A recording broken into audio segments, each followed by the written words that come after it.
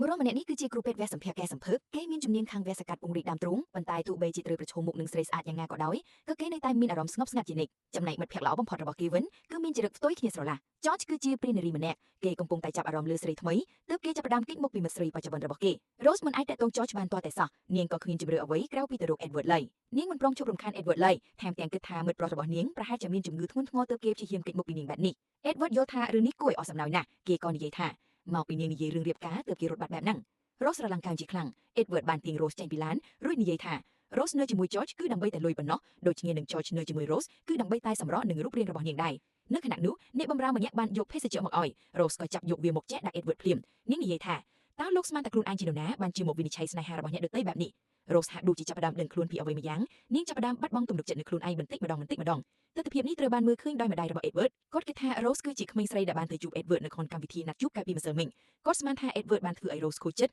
ទើបគាត់ដើរចូលទៅរក Rose ដោយខ្លួនឯងគាត់បានអញ្ជើញនាងមកញ៉ាំបាយល្ងាចនៅថ្ងៃស្អែកប៉ុន្តែ Rose បែរជាយល់ច្រឡំថាគាត់ជាម្ដាយរបស់មិត្តប្រុសនាងទៅវិញថ្ងៃបន្ទាប់ Rose បានទៅផ្ទះរបស់ George ជាមួយនឹងនំខេកមួយនាងឈររ៉ែរ៉ែនឹងមាត់ទ្វារថាតើគួរចូលទៅឬអរួចក៏បានជួបនឹងម្ដាយរបស់ George នៅទីនោះតែម្ដងពេលនោះហើយដែល Rose ដឹងខ្លួនថានាងបានយល់ច្រឡំមនុស្សកាលពីម្សិលមិញម្ដាយរបស់ George បានព្រមមាននាងឲ្យឈប់មករំខានកូនប្រុសគាត់បើមិនដូច្នោះទេគាត់នឹងប្តឹងពីបទរំខានសេចក្តីសុខ Rose និយាយទាំងកំហឹងថា George តែងតែលាក់ខ្លួនរហូតសូម្បីតែភាពក្លាហានមកនិយាយបែកគ្នាទល់មុខគ្នាក៏គេក៏មិនមានដែរនៅខណៈនោះ Rose ក៏បានឃើញពីធាតុពេទ្យរបស់គ្រួសារមួយនេះនាងប្រាប់ម្ដាយ George ឲ្យទៅប្រាប់កូនប្រុសគាត់ផងថានាងនឹងមិនមករំខានគេទៀតឡើយរួចនាងក៏ងាកក្រោយដើរចេញទៅបាត់ចំណែកឯម្ដាយរបស់ Edward បានរងចាំពេញមួយយប់ប៉ុន្តែមិនឃើញ Rose ឡើយគាត់គិតថាប្រកាសជាកូនប្រុសរបស់គាត់បានធ្វើអ្វីម្យ៉ាងឲ្យប៉ះពាល់អារម្មណ៍ Rose ម្ដងទៀតហើយទើបគាត់គំរាម Edward ថាគេត្រូវតែនាំមិត្តប្រុសមកផ្ទះឲ្យបានបើមិនដូច្នោះទេគាត់នឹងលក់ផ្ទះដែលគេកំពុងរស់នៅសប្តាហ៍ចោលដើម្បីបង្ខំឲ្យគេរើមកនៅផ្ទះ Edward គឺមានជំរឿសឡើយគេត្រូវទៅរក Rose គេបានស្នើឲ្យ Rose ធ្វើពឹកជាមិត្តប្រុសរបស់គេជាធម្មតា Rose មិនចង់យល់ព្រមឡើយប៉ុន្តែ Edward បានដាក់សំណើមួយដែលនាងមិនអាចបដិសេធបាន